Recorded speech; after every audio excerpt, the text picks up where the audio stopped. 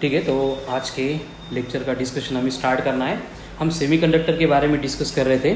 Basically हमने semiconductor, उसमें intrinsic क्या है, एक्सट्रिंसिक क्या है, देन एक्सट्रिंसिक के दो type, P type, N type, उससे बनाया गया PN junction diode. And PN junction diode के ऊपर वर्क करने वाले वेरियस डिवाइसेस जो थे उनके ऊपर हमने डिस्कशन किया था। ठीक है, अब स्टार्ट करना है हमें टॉपिक का सबसे इंपॉर्टेंट पॉइंट, जिसके ऊपर हर एक एग्जाम में क्वेश्चन आना श्योर होता है। ठीक है, एकदम सिंपल कंसेप्ट है। बेसिकली जो थ्योरेटिकल डेटा होगा उसी के ऊपर क्वेश्चन आएगा। एक दो बेसिक फॉर्मूले मिलेंगे जिनके ऊपर अगर न्यूमेरिकल आ भी रहा है तो एकदम सिंपल लेवल का होगा। ठीक है, तो डिस्कशन स्टार्ट होगा आज फ्रॉम ट्रांजिस्टर। और ये ट्रांजिस्टर को ट्रायोड ऐसे भी बोला जाता है। जैसे पीएन जंक्शन को हमने डायोड बोला था, इसको अपन ट्रायोड बोल रहे हैं। ट्रायोड में ट्राई का मतलब होगा 3 यानी ओड्स मतलब क्या होंगे, टर्मिनल्स या फिर नोड्स। ठीक है, तो ऐसा डिवाइस हम पढ़ने वाले हैं कि जिसमें 3 टर्मिनल्स रहेंगे। अब ये 3 टर्मिनल्स कैसे रहेंगे वो बनाने के लिए हम एक तो पी एंड एन, ये दोनों टाइप के मटेरियल का यूज़ करने वाले हैं। ठीक है, तो बेसिकली ट्रांजिस्टर में 3 रीजन होंगे, 3 टर्मिनल्स होंगे एंड तीनों टर्मिनल्स वो पी एन से बनेंगे। इसका मतलब एक तो डिवाइस अपन बनाएंगे एन पी एन या फिर दूसरा होगा पी एन पी। तो ये दोनों बनते हैं ट्रांजिस्टर के types, N P N and P N P. इसका मतलब क्या होगा कि बेसिकली अगर ये फर्स्ट टाइप का डिस्कस करेंगे एन पी एन का ट्रांजिस्टर, तो हमें क्या करना पड़ेगा, पहले सिलिकॉन और जर्मेनियम की वेफर लेनी पड़ेगी। लेकिन पहले हम क्या करते थे, पीएन जंक्शन डायोड बनाते टाइम इसको हाफ रीजन को पी टाइप से, रिमेनिंग हाफ रीजन को एन टाइप से डोप करते थे। लेकिन हमें अभी जो रिक्वायरमेंट है वो थोड़ी डिफरेंट है। हमें यहाँ पे 3 रीजन की रिक्वायरमेंट है, तो इसलिए हम क्या करेंगे, इस तरह से ये एक बाउंड्री, ये दूसरी बाउंड्री एंड ये तीसरी, ऐसे 3 रीजन यहाँ पे बना देंगे। और नेमली इनको बोला जाएगा, ये फर्स्ट रीजन जो है अकॉर्डिंग टू दिस टाइप ये एन पी एन है, मतलब ये होगी एन रीजन, सेकंड होगी पी रीजन एंड थर्ड फिर से होगी एन रीजन। एंड ये जो फर्स्ट एन रीजन होगी it will act as a emitter, इसको अपन इमिटर बोलेंगे। सेकंड रीजन जो है it will act as a base and third region जो होगी उसको बोला जाएगा कलेक्टर। तो इस तरह से एन पी एन ये ट्रांजिस्टर हमने बनाया।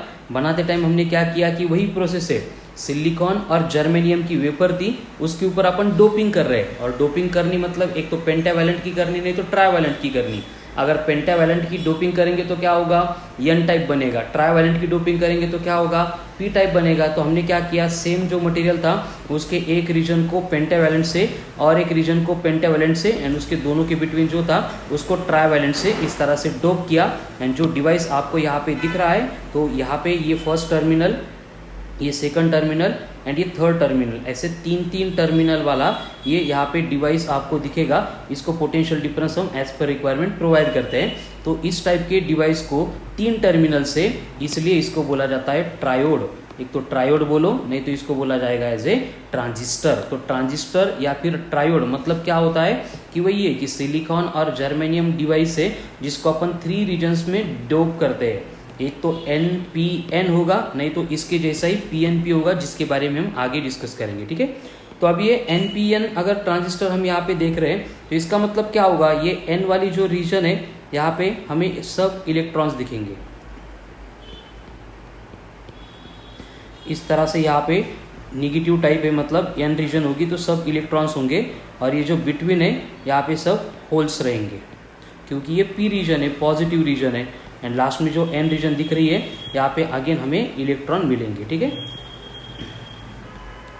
तो इस तरह से फॉर्म होने वाला जो भी इलेक्ट्रॉनिक डिवाइस होता है उसको बोला जाता है ट्रांजिस्टर, क्योंकि इसमें 3 रीजन्स हैं एंड 3 टर्मिनल्स इसको है। ठीक है, ये सब निगेटिव रहेंगे इस पार्ट में, यहाँ पे भी सब निगेटिव रहेंगे। वैसे होल्स जो है वो पॉजिटिव रहेंगे। ठीक है, एंड यहाँ पे जो डिप्लेशन लेयर है वो फॉर्म ही होने वाली है। यहाँ पे पहले डिप्लेशन लेयर रहेगी, यहाँ पे दूसरी डिप्लेशन लेयर रहेगी। मतलब जो प्रॉपर्टीज एप्लीकेबल थी इन case of PN junction diode सारी की सारी यहाँ पे सेम एप्लीकेबल है, कुछ भी चेंज नहीं होगा। बस यहाँ पे 2 की जगह पे हम 3 रीजन में इसकी डोपिंग कर रहे हैं, एवरीथिंग विल रिमेन सेम। तो इसमें जो फर्स्ट रीजन है जिसको हमने इमिटर बोला है, तो ये इमिटर मतलब क्या होता है, इसको हमने इमिटर बोला है। इसका मतलब ये क्या करेगा, charge carriers are emitted from this region. इस रीजन में से क्या होगा, जो भी चार्ज कैरियर्स होंगे, जैसे कि एनपीएन में एन आ रहा है मतलब चार्ज कैरियर्स इलेक्ट्रॉन है, पीएनपी में चार्ज कैरियर्स होल्स आएंगे, तो होल्स हो या फिर इलेक्ट्रॉन हो, जो भी चार्ज कैरियर्स होते हैं तो उनको इमिट करने का काम ये इमिटर का होता है। ठीक है, साथ में ये इमिटर की जो रीजन होती है, it has moderate region. Moderate यानी बेस से ज़्यादा एंड कलेक्टर से कम, एंड ये सबसे ज़्यादा डोप्ड होता है, यानी कि इसको हम बोलेंगे एज ए हेवीली डोप्ड। ये क्या है, सबसे ज़्यादा डोपिंग होती है इमिटर की, तो ये बनेगा हेवीली डोप्ड। तो ये तीन बातें इमिटर के बारे में, बस ज़्यादा कुछ नहीं है। उसके बाद में आता है बेस। अब बेस का काम क्या होगा कि ये सेगमेंट मिडल लेयर है। ठीक है, ये मिडल लेयर मतलब इंटरमीडिएट लेयर का काम करता है in between emitter and collector, और इसकी जो रीजन है वो एकदम थिन लेयर होती है एंड एकदम ये लाइटली डोप होते हैं। ठीक है, एंड उसके बाद में जो आता है कलेक्टर, वो सबसे ज़्यादा इम्पोर्टेंट है कलेक्टर। और एक कलेक्टर में क्या होगा कि charge carriers are collected in this region. इस रीजन में सब चार्ज कैरियर्स कलेक्ट किए जाएंगे, और ये क्या होगा, इसकी जो रीजन है वो लार्जेस्ट होगा। ठीक है, largest as compare to emitter and base, and इसकी जो डोपिंग होगी वो मॉडरेट होगी। ठीक है, मॉडरेट डोपिंग की जाएगी फॉर द कलेक्टर। तो ये तीन रीजन है, एकदम सिंपल पॉइंट है। देखो बस कुछ वर्ड या फिर डायग्राम आपको अलग दिख रहे हैं, बाकी जो पार्ट हमने अब तक पढ़ा है वही है कि एक ट्रांजिस्टर होता है, उसको अपन ट्रायोड भी बोलते हैं, जिसमें ट्राई का मतलब 3 होगा एंड टर्मिनल्स होंगे। ऐसे 3 टर्मिनल्स वाला जो डिवाइस होगा जो हम सेमीकंडक्टर का यूज़ करके बनाते हैं उसको बोला जाएगा ट्रांजिस्टर और ट्रायोड। तो बेसिकली हमारे पास सेमीकंडक्टर के 2 ही टाइप होते हैं, एक पी एंड एन। तो इन दोनों का यूज़ करके अगर हमें 3 टर्मिनल वाला 3 रीजन वाला डिवाइस बनाना है तो हमें क्या करना पड़ेगा, इन दोनों में से एक को 2 टाइम डोप करना पड़ेगा। इसलिए हम एक तो N को 2 बार नहीं तो P को 2 बार डोप करते हैं, इसलिए एक तो NPN नहीं तो PNP। इस तरह से ये ट्रांजिस्टर बनता है, और ये ट्रांजिस्टर के 2 टाइप हो गए। उसकी वर्किंग एक्सप्लेन करने के लिए यहाँ पे हमने डायग्राम देखी थी कि इस तरह से एक कंप्लीट सिलिकॉन वेपर ली, यहाँ पे फर्स्ट रीजन, ये सेकंड रीजन एंड ये थर्ड रीजन हमने अलग अलग डोपिंग की थी। फर्स्ट रीजन में पेंटावैलेंट इम्प्योरिटी ऐड की तो ये N टाइप बन गया। मिडल वाले रीजन में ट्राइवैलेंट इम्प्योरिटी ऐड कर दी तो ये P टाइप बन गया, एंड थर्ड वाले रीजन में हमने फिर से पेंटावैलेंट इम्प्योरिटी ऐड कर दी तो ये N टाइप बन गया। ठीक है, तो इस टाइप के डिवाइस में जो फर्स्ट रीजन आती है उसको बोला जाता है इमिटर। अब इमिटर मतलब क्या है कि ये charge carriers are emitted from this region. Basically जो चार्ज कैरियर्स होंगे, अब चार्ज कैरियर्स देखो, अगर NPN की बात करेंगे तो यहाँ पे इलेक्ट्रॉन होते हैं चार्ज कैरियर्स, अगर PNP की बात करेंगे तो यहाँ पे होल्स होंगे चार्ज कैरियर्स। तो ये चार्ज कैरियर्स जो है वो गिवन सर्किट में करंट फ्लो करने के लिए इमिट करने का काम ये इमिटर करता है, और इसलिए हम क्या करते हैं, इसको हेवीली डोप करते हैं, जिसकी वजह से इजीली चार्जेस यहाँ से क्या होंगे, इमिट होंगे। उसके बाद इसकी जो रीजन है वो मॉडरेट होती है, मतलब बेस से ज़्यादा कलेक्टर से कम। तो इमिटर के बाद में नेक्स्ट पार्ट आता है, उसको बोला जाता है बेस। और बेस मतलब क्या है कि मिडल लेयर है बिटवीन इमिटर एंड कलेक्टर, एकदम थिन होती है, जिसकी विड्थ बहुत ज़्यादा कम है, एंड इसको अपन एकदम लाइटली डोप करते हैं, डोपिंग लेवल इसकी एकदम बेसिक होती है। ठीक है, एंड सबसे इंपॉर्टेंट आता है कलेक्टर, जिसका काम होता है जितने चार्ज कैरियर्स इमिटर ने इमिट किए थे वो सब बेस में से आने के बाद कलेक्ट करना। तो इसलिए लिखा है कि charge carriers are collected in this region, जिसका एरिया लार्जेस्ट होता है लेकिन डोपिंग मॉडरेट होती है। ठीक है, इमिटर इतनी डोपिंग इसकी करने की रिक्वायरमेंट नहीं होती है। तो ये 3 रीजन हम ट्रांजिस्टर में यूज़ करते हैं। ठीक है, तो ये बेसिकली फर्स्ट ट्रांजिस्टर मैंने इंट्रोड्यूस किया था NPN, और ये NPN ट्रांजिस्टर के लिए सिम्बॉलिक रिप्रेजेंटेशन था। देखो इस टॉपिक में सिम्बॉलिक रिप्रेजेंटेशन बहुत इंपॉर्टेंट है, क्योंकि मेनी टाइम्स बस सिंबल के ऊपर क्वेश्चन आके गया है। ठीक है, तो 3 रीजन है, तो इस तरह से 3 रीजन वाला ट्रायोड एक टर्मिनल में शो करूंगा, और ये एक ही रीजन में थे इसलिए यहाँ पे एक सर्कल बनेगा। ठीक है, ये कलेक्टर रीजन होगा और ये इमिटर रीजन होगा, एंड यहाँ पे आएगा बेस। ठीक है, ये से बेंड किए तो भी चलेगा, यहाँ पे नहीं किए तो भी चलेगा। तो यहाँ पे इमिटर, बेस एंड कलेक्टर ऐसे 3 रीजन है। तो अगर एनपीएन ट्रांजिस्टर है तो एनपीएन में क्या होता है, देखो एनपीएन में ये इमिटर से इलेक्ट्रॉन इमिट होते हैं। इलेक्ट्रॉन इमिट हो रहे हैं मतलब करंट उसके अपोजिट डायरेक्शन में फ्लो होगा, मतलब यहाँ पे जो करंट होगा उस करंट के डायरेक्शन में शो करूंगा टुवर्ड्स दिस इमिटर। ठीक है, इमिटर के टुवर्ड्स करंट आएगा। हो गया, ये होता है symbolic representation for NPN transistor. Same अगर नेक्स्ट टाइप का ट्रांजिस्टर देखेंगे तो वो होता है पीएनपी ट्रांजिस्टर। अब ये पीएनपी ट्रांजिस्टर में चेंजेस क्या होंगे, ज़्यादा कुछ चेंजेस तो होंगे नहीं, बस रीजन वाइज चेंजेस हो रहे हैं। मतलब कि फिर से हम ऐसे एक सिलिकॉन की प्लेट लेंगे, इसमें 3 रीजन बनाई जाएगी। फर्स्ट रीजन में इमिटर आएगा, दूसरी रीजन में बेस आएगा एंड थर्ड रीजन में कौन होगा, कलेक्टर होगा। ठीक है, तो इसको अब हम P बोलेंगे इस केस में, ये P बनेगा, AN बनेगा, ये P बनेगा। ये P है मतलब यहाँ पे क्या होगा, चार्ज कैरियर्स यानी होल्स होंगे। ये भी P है मतलब चार्ज कैरियर्स यानी कौन होगा, फिर से होल्स होंगे। और ये N है मतलब यहाँ पे जो चार्ज कैरियर्स है वो कौन रहेंगे, निगेटिवली चार्ज इलेक्ट्रॉन रहेंगे। ठीक है, यानी कि ये प्लस प्लस प्लस प्लस सब प्लस रहेंगे, क्योंकि ये P रीजन है, पॉजिटिव टाइप है। इसको बनाने के लिए हमने ट्राइवेलेंट इम्प्यूरिटी को डोप किया था या फिर ऐड किया था। तो ट्राइवेलेंट इम्प्यूरिटी मतलब वहाँ पे इलेक्ट्रॉन का कम होना होता है, डिफिशिएंसी होती है। ये एन टाइप मतलब यहाँ पे इलेक्ट्रॉन्स रहेंगे एंड दोनों के बिटवीन की जो लेयर है वो depletion layer as it is यहाँ पे वर्क करेगी, मतलब बाकी सारी वर्किंग सेम होगी as that of PN junction. तो यहाँ पे ये एक टर्मिनल हो गया, ये दूसरा टर्मिनल हो गया एंड ये तीसरा टर्मिनल। इस तरह से ये 3 टर्मिनल यहाँ पे हो गए। बैटरी कनेक्ट नहीं की है इसलिए मैं दोनों लाइन को सेम ड्रॉ कर रहा हूँ। ठीक है, बस ये फर्स्ट, ये सेकंड एंड ये थर्ड 3 टर्मिनल है। बस ये ऊपर के डिवाइस से थोड़ा सा अलग है।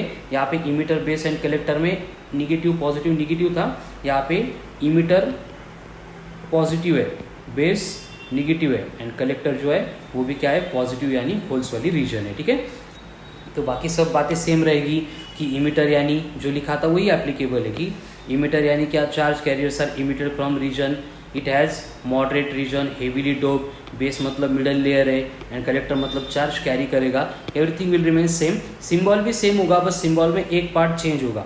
कौन सा पार्ट चेंज होगा कि इमिटर में से अभी अगर होल्स इमिट हो रहे हैं, अब होल्स इमिट हो रहे हैं क्या, यानी क्या हो रहा है कि पॉजिटिव चार्ज इमिट हो रहा है एंड अगर ये पॉजिटिव चार्ज यहाँ से इमिट होता है, ये बेस है, पॉजिटिव चार्ज अगर यहाँ से इमिट होता है तो करंट की डायरेक्शन भी सेम होगी। तो बस ये एरो हीड की डायरेक्शन का डिफरेंस है between PNP and NPN transistor. इसको छोड़ के रिमेनिंग जितनी भी बातें हैं in both of the transistor it is same, उसमें कोई भी चेंजेस यहाँ पे नहीं आएंगे। ठीक है, तो अब देखो ट्रांजिस्टर के बारे में कुछ इंपॉर्टेंट बातें हैं। ठीक है, ध्यान से सुनो कि ट्रांजिस्टर ये 3 टर्मिनल वाला डिवाइस था, जो एरो हेड जो था वो करंट को यहाँ पे शो कर रहा था। और बेसिकली जो कॉमन यूज़ होता है ट्रांजिस्टर का, उसमें हम क्या करते हैं, उसमें हम इमिटर बेस वाला जो जंक्शन था उसको फॉरवर्ड बायस में रखते हैं एंड बेस कलेक्टर बोलो या फिर कलेक्टर बेस बोलो,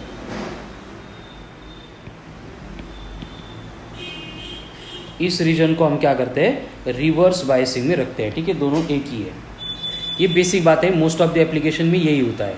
तो अभी कंडीशन क्या होती है कि एनपीएन ट्रांजिस्टर में इलेक्ट्रॉन के नंबर ज़्यादा होंगे, तो ये इलेक्ट्रॉन क्या करेंगे, emitter base junction forward bias था, emitter base junction forward bias था, इसलिए ये सब इलेक्ट्रॉन इस पी रीजन में आके होल्स के साथ में कंबाइन होंगे एंड जो रिमेनिंग इलेक्ट्रॉन यहाँ पे नहीं, मतलब कंबाइन होने के लिए होल्स के नंबर कम थे, तो जो रिमेनिंग इलेक्ट्रॉन होंगे वो क्या करेंगे, इस कलेक्टर रीजन में एंटर करेंगे एंड इसकी वजह से क्या होगा, सर्किट में एक करंट फ्लो होगा जो इलेक्ट्रॉन की मूवमेंट के अपोजिट डायरेक्शन में होगा। ठीक है, सेम केस अगर अप्लाई करेंगे फॉर पीएनपी तो बस यहाँ पे उल्टा होगा, क्योंकि यहाँ पे मेजोरिटी होल्स की थी तो होल्स एन रीजन में जाएंगे, मतलब करंट इसी के डायरेक्शन में फ्लो होगा। तो ये होता है basic introduction of transistor and it's type, जिसमें वेरियस रीजन हमने पढ़ी थी। ठीक है, तो अभी नेक्स्ट इंपॉर्टेंट पार्ट स्टार्ट करते हैं, वर्किंग ऑफ ट्रांजिस्टर।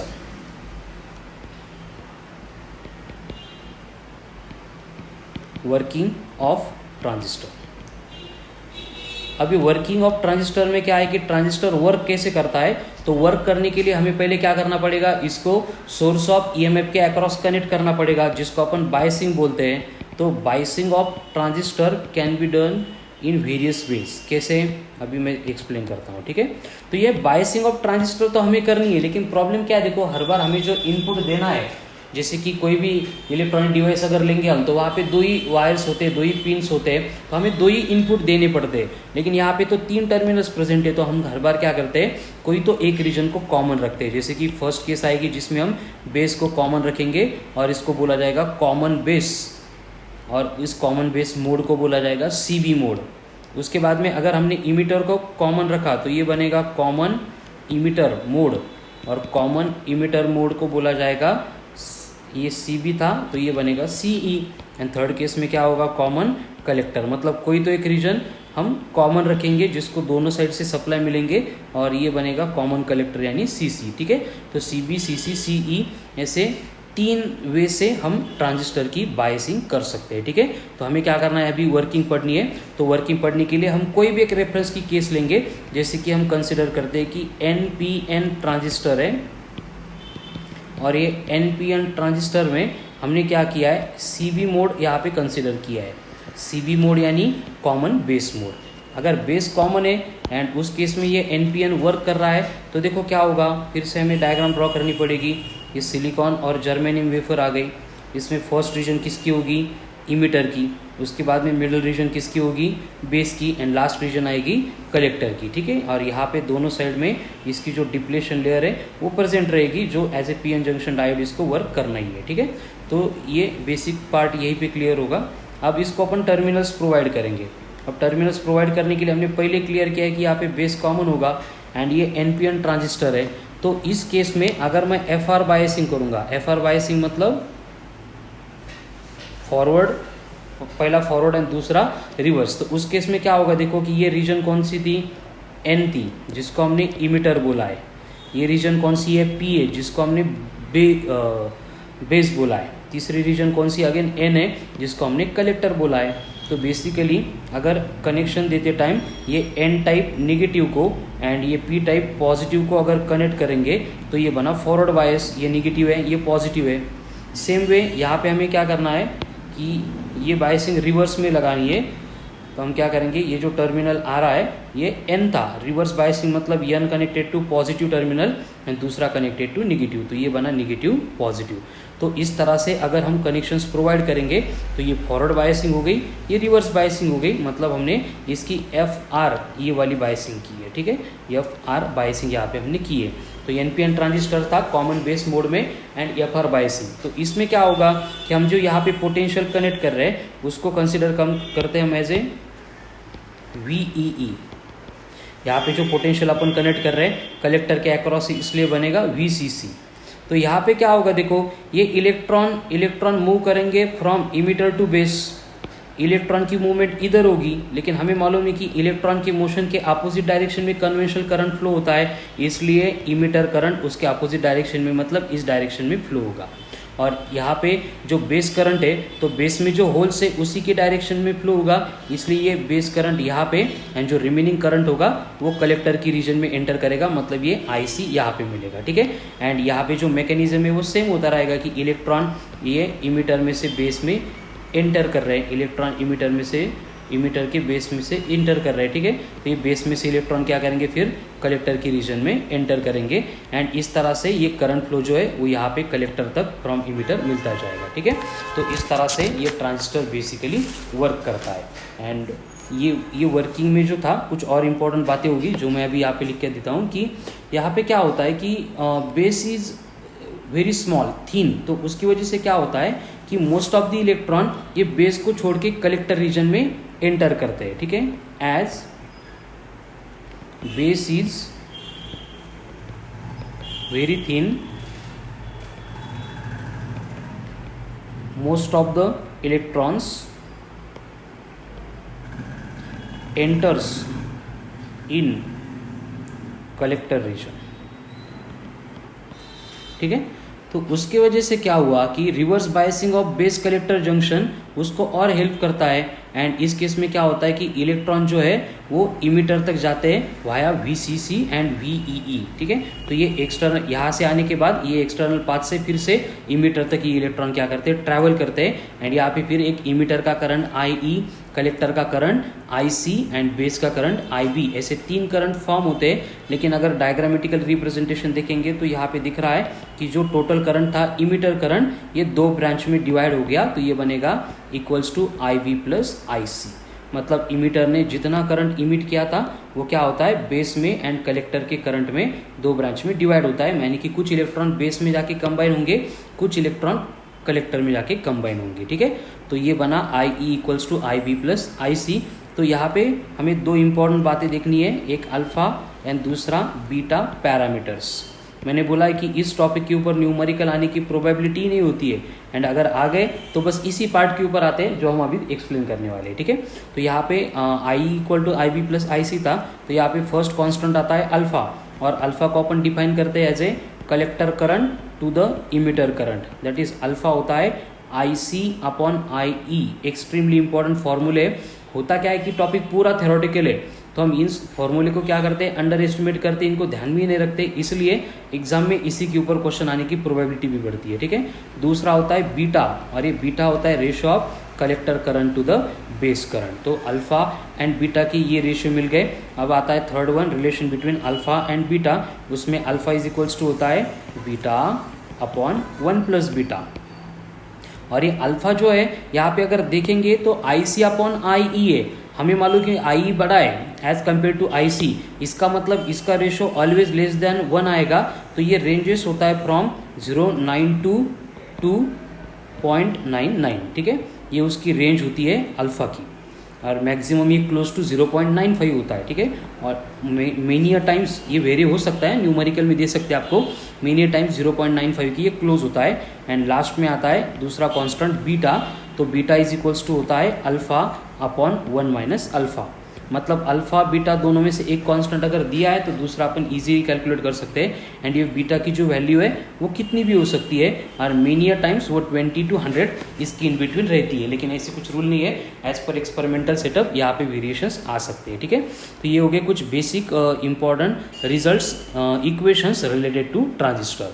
अभी ये ट्रांजिस्टर डिवाइस, उसकी वर्किंग, उसके कॉम्बिनेशन एंड उसके वर्किंग से रिलेटेड जितने भी मोड थे, ये सबका इंट्रोडक्शन मैंने कर दिया। इसको छोड़ के ट्रांजिस्टर के बेसिक पार्ट में कुछ भी इंपॉर्टेंट नहीं है, ठीक है, बाकी सब स्किप करो।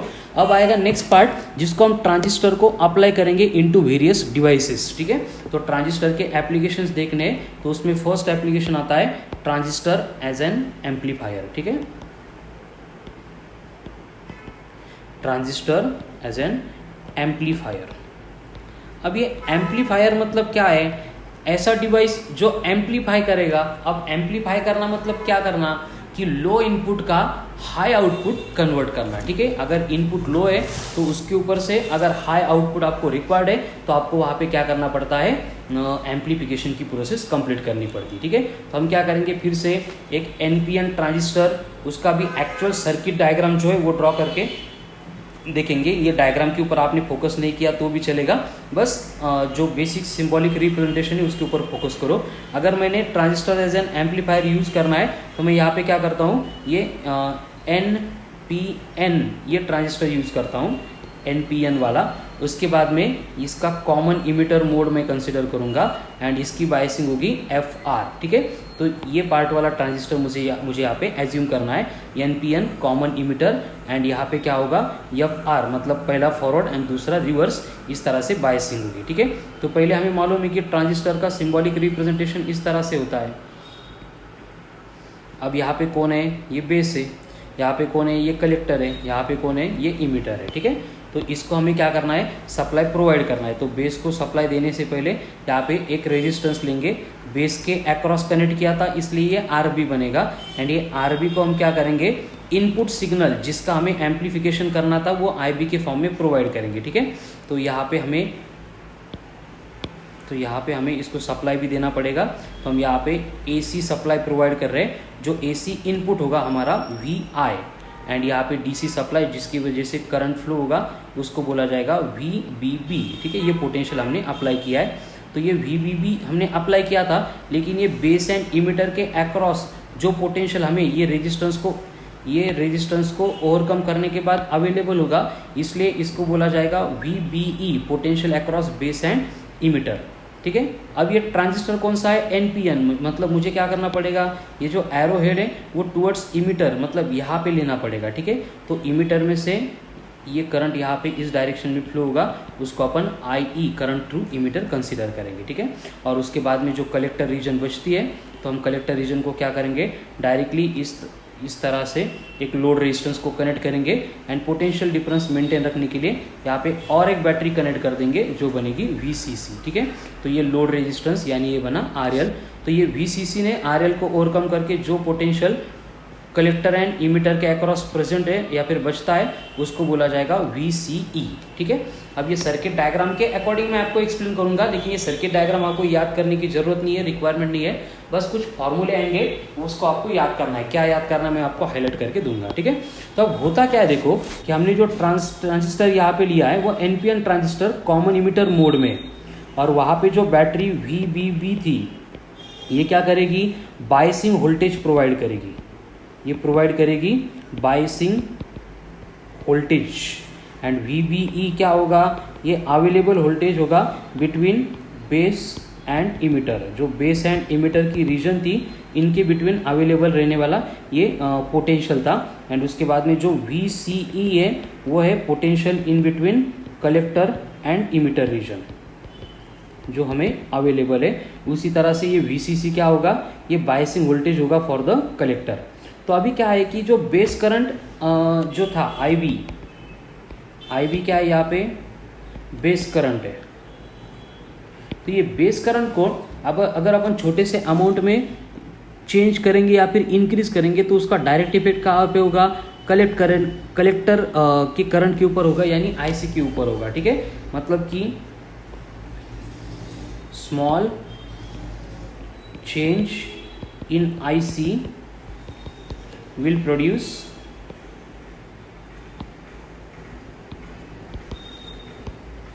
large change, ये IB था, large change in IC, मतलब ये बेस करंट में अगर थोड़ा सा भी चेंज करेंगे तो उसकी वजह से क्या होता है, कलेक्टर करंट में लार्ज अमाउंट ऑफ चेंज जो है वो प्रोड्यूस होता है। ये प्रोसेस का नाम होता है एम्प्लीफिकेशन, और वो हम इस एक्सपेरिमेंटल सर्किट डायग्राम के ऊपर से यहाँ पे परफॉर्म करते हैं।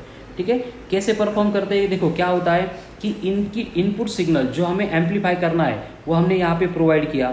किसको प्रोवाइड किया, कि सीरीज में कनेक्ट किया था biasing battery across base circuit, लिख के देता हूँ चाहिए तो। ठीक है, यहाँ पे हमने क्या किया कि input signal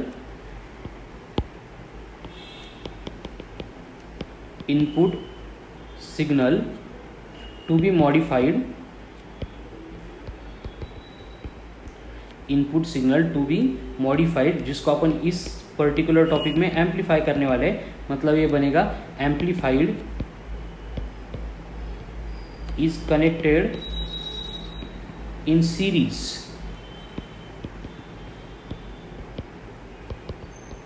with biasing battery VBB in the base circuit. थोड़ा ज़्यादा इंपॉर्टेंट है इसलिए पॉइंट टू पॉइंट सब लिख के ले रहा हूँ। ठीक है ना, मतलब फर्स्ट प्रोसेस क्या होगी कि एक्सपेरिमेंट स्टार्ट करने से पहले जिसको एम्पलीफाई करना था ये VI है,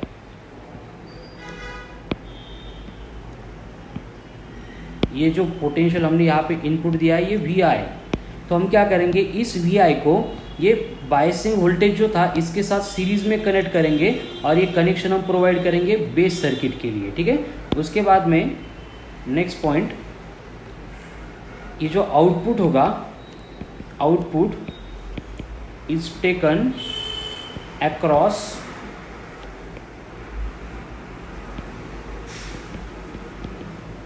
large resistance that is RL। कहाँ पे था ये RL, in the collector circuit. ठीक है, तो ये इनपुट एंड आउटपुट की बातें हो गई। इनपुट हमने यहाँ पे कनेक्ट किया था और ये आउटपुट जो है हम यहाँ पे ये कलेक्टर सर्किट के अक्रॉस RL रेजिस्टेंस के अक्रॉस यहाँ पे आउटपुट हम मेजर करने वाले। ठीक है, तो इनपुट यहाँ से बेस में, आउटपुट यहाँ पे कलेक्टर के अक्रॉस। ये हो गया basic introduction before starting the experiment. ठीक है, अब आगे क्या होगा कि एज द पोटेंशियल डिफरेंस जो BEA चेंज होगा as potential difference V across base emitter changes with time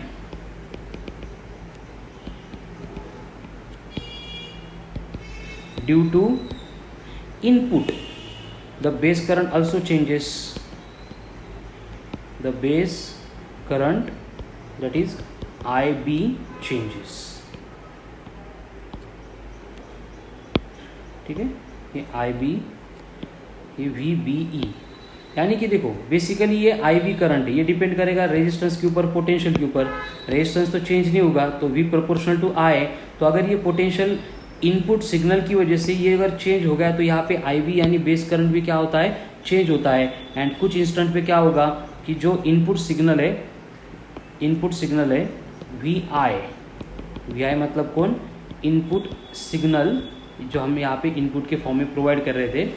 तो उसके बाद में क्या होगा कि ये बेस करंट जो चेंज हो रहा था ये क्या करेगा, सिमिलर चेंज प्रोड्यूस करेगा इन कलेक्टर करंट, क्योंकि यहाँ पे फॉरवर्ड बायसिंग है तो वहाँ पे रेजिस्टेंस क्या होता है, लेस होता है। तो इस केस में अगर हमें बेस करंट का चेंज रिक्वायर्ड है तो चेंज इन बेस करंट होगा delta IB is equals to delta of VBE divided by RBE, या फिर सिर्फ RB। यानी कि क्या है कि पोटेंशियल वही ओम्स लॉ है, नया कुछ नहीं है। V is equals to IR, तो I बनेगा V बाय R। और यहाँ पे बेसिकली क्या है कि RIB बाकी रेजिस्टेंस जो है वो सर्किट के वो कांस्टेंट होते हैं, बट हमने जो ये यहाँ पे कुछ कांस्टेंट को डिफाइन किया था, अब हम इनका यूज़ करेंगे और कुछ फॉर्मूले डिराइव करेंगे। ठीक है, तो यहाँ पे क्या होगा, पहले हमें मालूम है बीटा की definition. Beta is equals to क्या था, बीटा इज इक्वल्स टू था collector current upon base current. इसका मतलब अगर चेंज इन कलेक्टर करंट लेना है डेल्टा IC, तो ये बनेगा बीटा इंटू डेल्टा IB। और ये आउटपुट वोल्टेज जो है जिसमें चेंज हम यहाँ पे मिल रहा है वो था कलेक्टर के अक्रॉस, तो फिर से delta of V collector is equals to क्या होगा, उसका resistance, load resistance and change in current यानी delta IC। But delta IC की वैल्यू तो अभी हमने यहाँ पे ऊपर देखी थी, इसको अगर पुट करेंगे तो क्या होगा कि ये delta across collector is equals to बनेगा load resistance into beta into delta IB।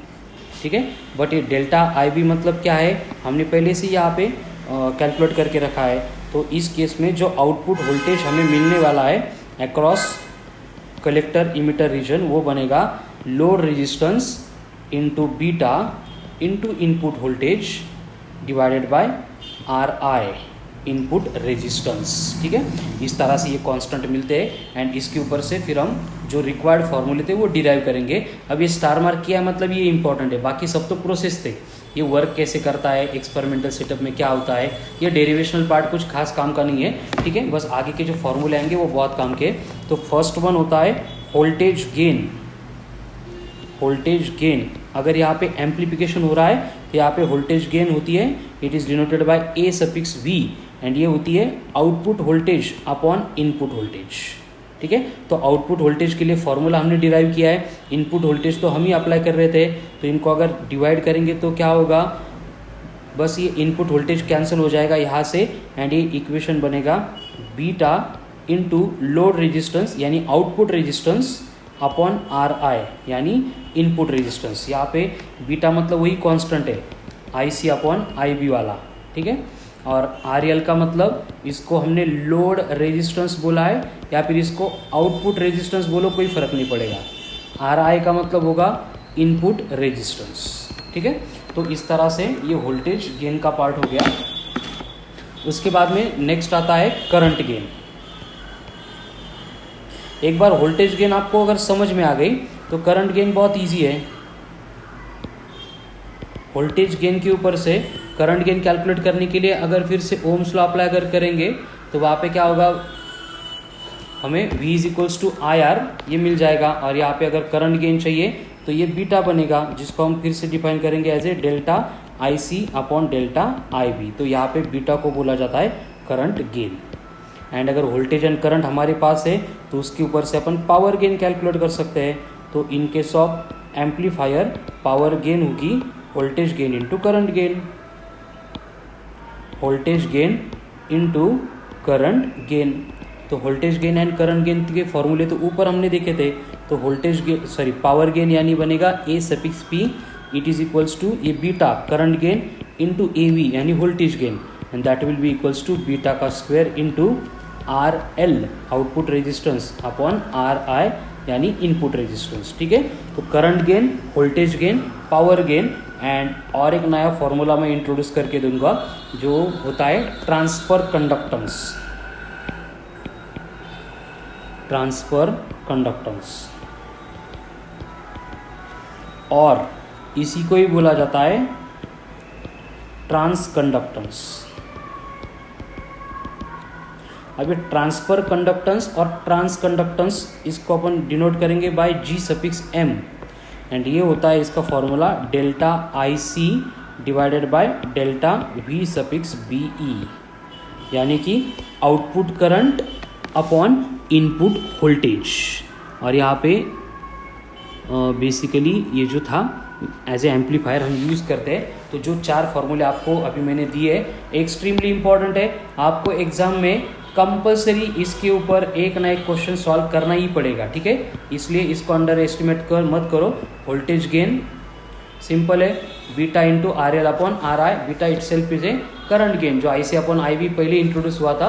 ये पावर गेन मतलब वोल्टेज एंड करंट गेन का मल्टीप्लीकेशन जिसमें बस बीटा का स्क्वायर आ रहा है। एंड ये सबसे इंपॉर्टेंट है ट्रांसफर कंडक्टेंस और ट्रांस कंडक्टेंस जिसमें हम output current upon input voltage का रेशियो लेते हैं। तो ये बना ट्रांजिस्टर एज एन एम्पलीफायर। ठीक है, तो ट्रांजिस्टर एज एन एम्पलीफायर के बाद में नेक्स्ट पॉइंट डिस्कस करना है हमें जिसमें हम देखेंगे कि ट्रांजिस्टर की कैरेक्टरिस्टिक्स, जैसे पीएन जंक्शन डायोड की कैरेक्टरिस्टिक्स हमने देखी थी as a V I characteristics. ठीक है, तो यहाँ पे आएगा ट्रांजिस्टर कैरेक्टरिस्टिक्स।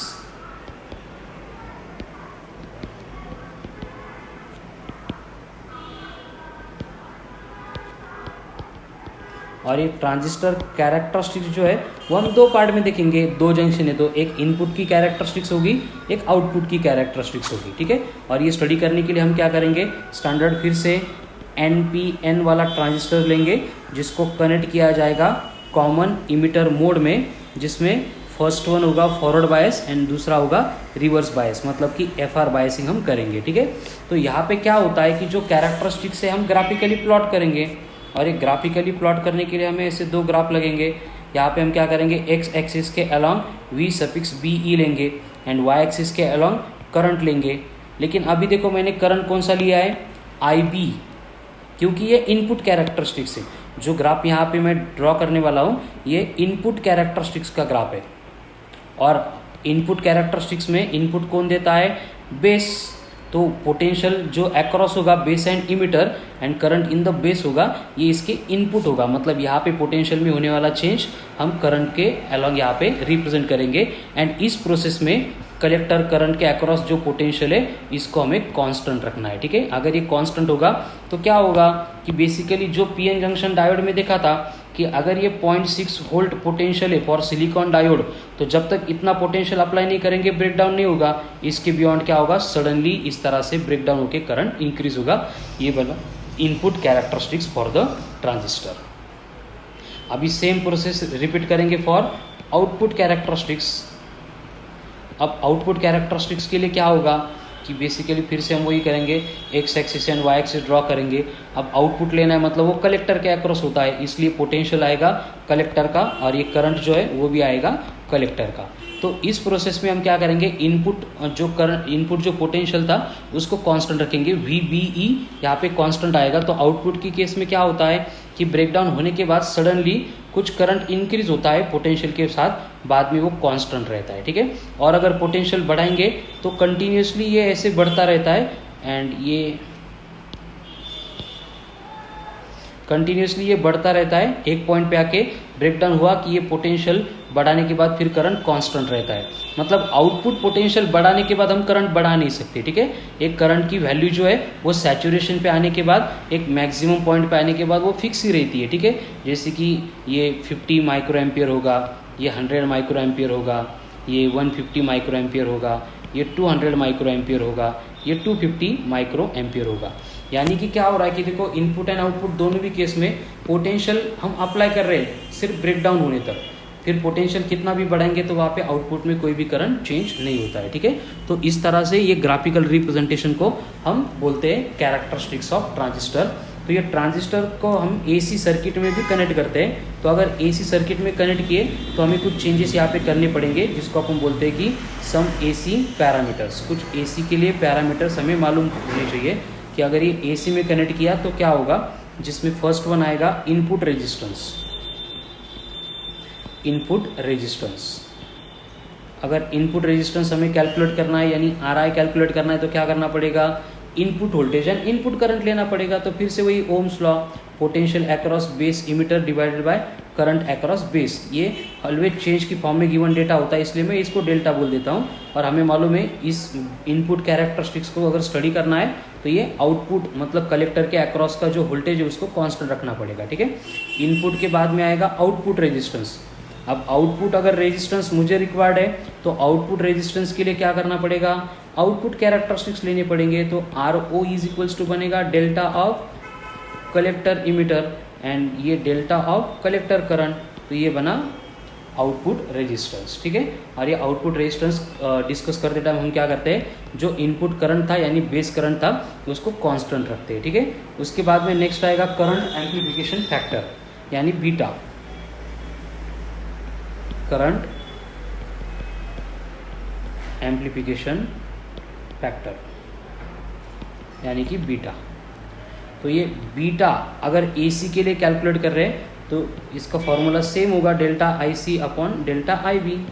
बस यहाँ पे हम क्या करेंगे, आउटपुट पोटेंशियल कांस्टेंट रखेंगे। और जो बीटा डीसी के लिए था कांस्टेंट था, इसलिए चेंज नहीं लेते अपन, आई सी अपॉन आई बी लेते, ठीक है। तो क्वेश्चन में आपको अगर इस तरह से डेटा दिया जाता है कि change in current, change in potential, इसका मतलब वो एसी है। लेकिन सिर्फ पोटेंशियल और सिर्फ करंट की बात करेंगे तो उसका मतलब होता है कि वहाँ पे जो करंट या फिर पोटेंशियल की बात चल रही है वो डीसी है, यूनिडायरेक्शनल है यानी कांस्टेंट है, ठीक है। तो ये हो गए सम एसी पैरामीटर्स, कुछ खास नहीं थे लेकिन मालूम होने चाहिए। एक आधा वर्ड आता है क्वेश्चन में जो पहले से हमें मालूम नहीं होता और उसकी वजह से पूरा कंफ्यूज हो जाता है, ठीक है। उसके बाद में नेक्स्ट एप्लीकेशन आता है ट्रांजिस्टर का, ट्रांजिस्टर एज ए स्विच। अब transistor as a switch work करने के लिए क्या होगा कि वही मैंने स्टार्ट में जो सेमीकंडक्टर में आपको बोला था कि अगर वहाँ पे करंट फ्लो हो रहा है यानी फॉरवर्ड बायसिंग हो रही है पीएन जंक्शन डायोड में तो वो स्विच ऑन होता है। अगर वो वहाँ पे स्विच ऑफ है यानी रिवर्स बायसिंग है तो उसको अपन क्या बोलते हैं, इंसुलेटर बोलते हैं। तो इस तरह से ये बस ट्रांजिस्टर है वो पीएन जंक्शन डायोड था। तो ट्रांजिस्टर में हमें क्या करना पड़ेगा, सबसे पहले सर्किट समझने के लिए एक्सपेरिमेंटल सेटअप बनाना पड़ेगा। उसके डायग्राम में ड्रॉ करता हूँ। तो सबसे पहले आएगा ट्रांजिस्टर, तो मैंने ये ट्रांजिस्टर यहाँ पे कनेक्ट कर दिया।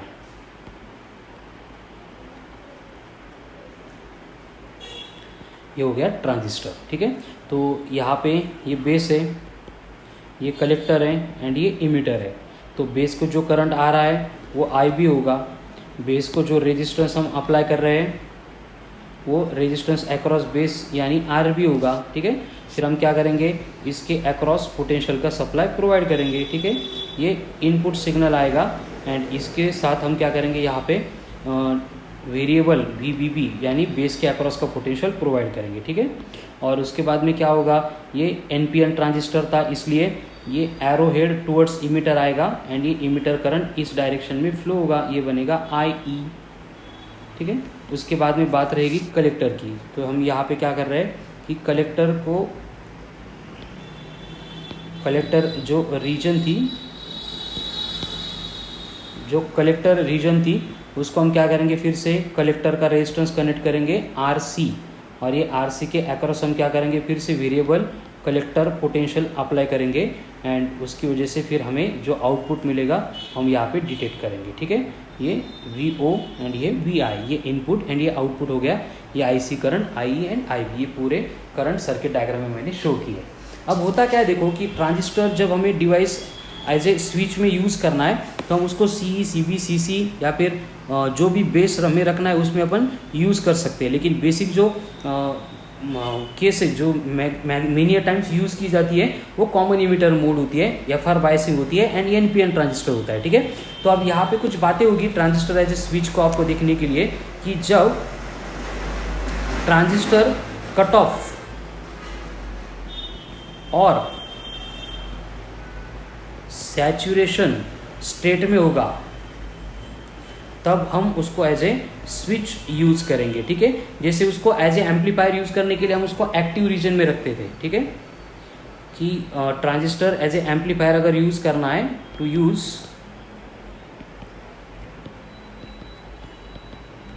ट्रांजिस्टर एज ए एम्पलीफायर हम इसको एक्टिव रीजन में ऑपरेट करते थे, ठीक है। थ्योरेटिकल MCQ के लिए डेटा है, लेकिन अगर हमें उसको एज ए स्विच यूज़ करना है तो हम क्या करेंगे, उसको कट ऑफ या फिर सैचुरेशन स्टेट में रखेंगे। एंड अगर एज ए एम्पलीफायर यूज़ करना है तो हम क्या करते हैं, उसको एक्टिव रीजन में प्लेस कर देते हैं, ठीक है। तो बेसिकली जो सर्किट डायग्राम हमने ड्रॉ की थी उसको अगर ओम्स लॉ अप्लाई करेंगे तो देखो क्या होगा कि जो पोटेंशियल हमने इनपुट अप्लाई किया था VBB that will become equals to IB RB plus VBE, यानी कि यहाँ पे जो पोटेंशियल अपन अप्लाई कर रहे हैं वो डिवाइड होगा, एक तो इसको ओवरकम करने के लिए, दूसरा इसको ओवरकम करने के लिए। इसे इक्वेशन क्या बना, VBB is equals to IB RB, यानी ये V हो गया अक्रॉस B प्लस VBE, ठीक है। उसके बाद में जो कलेक्टर के अक्रॉस हमने अप्लाई किया है VCE इज इक्वल्स टू क्या होगा, ये VCC माइनस IC RC, ठीक है। एक स्टेप एक्स्ट्रा लिखता हूँ, कोई प्रॉब्लम नहीं है, कि अगर कलेक्टर के अक्रॉस का लेंगे VCC तो ये VCC इज इक्वल्स टू क्या बनेगा, V across collector emitter plus collector का करंट इनटू कलेक्टर का रेजिस्टेंस, ठीक है। एंड अगर इनको अपन मॉडिफाई करेंगे तो हमें मालूम है ये इनपुट था VI एंड ये आउटपुट यहाँ पे VCE लेना है, तो बस मैं इसको मॉडिफाई कर देता हूँ, VCE is equals to VCC minus IC RC, इसको अपन बोलेंगे VO, ये बना आउटपुट, ठीक है। तो इस तरह से इनपुट एंड आउटपुट आने के बाद हमें कोई भी एक पर्टिकुलर केस कंसिडर करनी पड़ेगी कि अगर हम यहाँ पे कंसिडर करेंगे इसको एज ए सिलिकॉन ट्रांजिस्टर तो हमें मालूम है कि इसका ब्रेकडाउन होता है 0.6 वोल्ट पे। तो अगर हमने जो VI इनपुट वोल्टेज था वो जो प्रोवाइड किया है वो अगर 0.6 वोल्ट के लेस होगा, कम होगा, तो उस केस में क्या होगा, जो ट्रांजिस्टर की केस है वो कट ऑफ स्टेट में होगा, क्योंकि बैरियर पोटेंशियल को ओवरकम नहीं करेगा तो वहाँ पे कहीं करंट फ्लो ही नहीं होगा। एंड ये कट ऑफ स्टेट में अगर है तो वहाँ पे कहीं करंट फ्लो नहीं होता है, इसलिए ये वर्क करता है एज ए ऑफ स्विच। लेकिन अगर हमने इस VI को 0.6 वोल्ट से इंक्रीज कर दिया, बढ़ा दिया, तो ये ट्रांजिस्टर क्या होगा, ये एक्टिव स्टेट में आ जाएगा। एक्टिव स्टेट में आ गया मतलब वहाँ पे क्या होगा, करंट फ्लो होने लगेगा एंड करंट फ्लो होगा मतलब ये क्या करेगा, as a on switch work करेगा, ठीक है। ये वर्क करेगा एज ए ऑन स्विच। तो बेसिकली यही पर्टिकुलर केस है, इसमें कोई फॉर्मूले वगैरह आते नहीं है, कुछ थ्योरेटिकल बातें अगर बनाए क्वेश्चन तो इसके ऊपर आता ही नहीं क्वेश्चन, लेकिन बनाए तो उसके लिए जो इंपॉर्टेंट डेटा था मैंने एक्सप्लेन कर दिया है। तो बेसिकली क्या होता है, एक और बात यहाँ पे एक्सप्लेन करता हूँ कि जो VI एंड VO कैरेक्टरिस्टिक्स है वो इस तरह से वेरी होते हैं, ये VO इधर एंड VI इधर। तो इसमें 3 रीजन आती है, एक कट ऑफ रीजन, दूसरी एक्टिव रीजन एंड तीसरी ये VI। और इसमें VO एंड VI एक दूसरे के इन्वर्सली प्रोपोर्शनल होंगे, ठीक है। तो ये बनेगी कट ऑफ। कट ऑफ में क्या होता है, ये VO maximum VI less, active में मॉडरेट होते हैं। एंड ये सैचुरेशन जब होगा तब क्या होगा, ये सैचुरेशन रीजन में ये VI की वैल्यू इंक्रीज हो जाएगी, ठीक है। तो इस तरह से ये वेरिएशंस होता है इन स्विच। ज़्यादा कुछ खास इंपॉर्टेंट नहीं है, बस थ्योरेटिकल क्वेश्चंस आ सकते हैं, इसलिए एक बार इसको देख लो। और यहाँ पे जो ट्रांजिस्टर का पार्ट था as a amplifier and as a switch complete हुआ। इसका और एक एप्लीकेशन है जिसका खास कुछ डिस्कशन करने जैसा है ही नहीं, that is transistor as an amplifier, sorry transistor as an oscillator. Amplifier हो गया था। अब ये ऑसिलेटर मतलब क्या होता है, ऑसिलेटर एक डिवाइस है जो कन्वर्ट करता है डीसी को एसी में, या फिर विदाउट एनी इनपुट वो कंटिन्यूसली हमें एसी सप्लाई प्रोवाइड करता है। तो उस केस में हम क्या करते हैं, बस उसकी जो रेजोनेंट फ्रीक्वेंसी है FR वो आती है 1/2 pi root of 1/L into C। अब ये resonant circuit and LC oscillation हमने ऑलरेडी इलेक्ट्रोमैग्नेटिक इंडक्शन में डिस्कस किए थे, वही है, ठीक है। तो ये रेजोनेंट फ्रीक्वेंसी का इक्वेशन आता है एंड बस हम यहाँ पे क्या करते हैं, एक फीडबैक कंट्रोल सिस्टम यूज़ करते हैं, और फीडबैक कंट्रोल सिस्टम वगैरह उसके ऊपर कुछ क्वेश्चन आता नहीं, कुछ खास काम का नहीं है, तो उसको अपन यहीं पे कंसिडर डिस्कशन इसका स्टॉप करेंगे, ठीक है। तो बहुत इंपॉर्टेंट बातें आज डिस्कस की थी, जिसमें हमने ट्रांजिस्टर पढ़ा है, और मैंने पहले स्टार्ट में ही बोला था कि ट्रांजिस्टर के ऊपर हर एक एग्जाम में क्वेश्चन कंपलसरी आता है। तो जितनी बातें आज पढ़ाई है एकदम बाय हार्ट प्रिपेयर करो, लर्न करो। इसके बाद में जो लेक्चर आएगा वो होगा ऑन लॉजिक गेट्स, जिसके ऊपर भी कंफर्म हर एक एग्जाम में क्वेश्चन आता है, ठीक है। तो ये 2 पॉइंट के ऊपर के क्वेश्चन को कोई अवॉइड नहीं कर सकता, इसलिए हम इसको एकदम डिवोशन देके प्रिपेयर करने वाले, ठीक है। तो रिमेनिंग पार्ट जो होगा लॉजिक गेट्स का, वो हम नेक्स्ट लेक्चर में कंटिन्यू करेंगे।